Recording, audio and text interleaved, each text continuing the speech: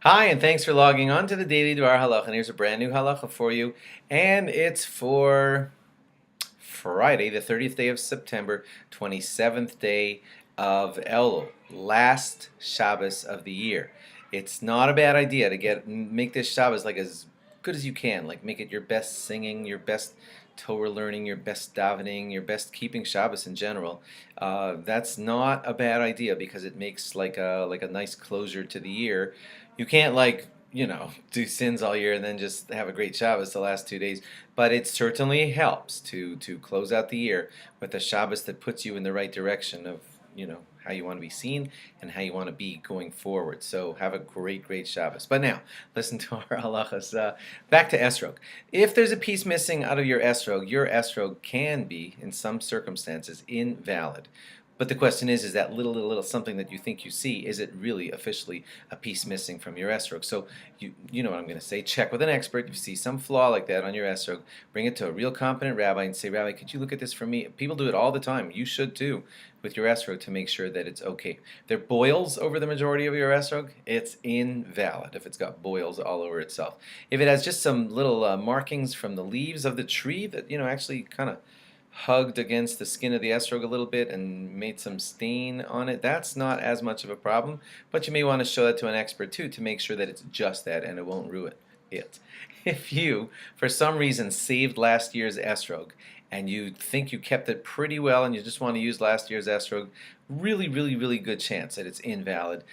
So if you're planning on a stunt like that, I don't recommend it. And if you think, well, it still looks yellow, it still, you better check with the rabbi because that's a real problem to use last year's esrog. If your esrog became soaked in water for a long time or became bloated from being in water, then it's invalid. Now, this is kind of like a trivia fact for you to note. At the top of your esrog, what you call the pitom, you might have it wrong because there are actually two parts at the top of an esrog. There's the neck of the esrog way up top, that skinny little neck, and there's a little like pom-pom kind of thing on the top of it. The pitom is, nope, not the pom-pom part. The pitom is actually the neck part, and the little pom-pom thing on top of it is called the shoshanta. And when we say pitom missing off of an esrog will ruin the esrog, we really mean that it has a broken neck. So if the neck's there and just that little pom-pom fell off, there's a chance that your esrog's okay. You might want to show it to a competent rabbi and get that figured out for yourself also. If there's any black or white coloring to your esrog, that will probably very likely invalidate your esrog. It does say in halacha that if there's some red coloring in your esrog, although I never saw that in my whole life, but if there is some red coloring to your esrog, that will not be such a terrible problem.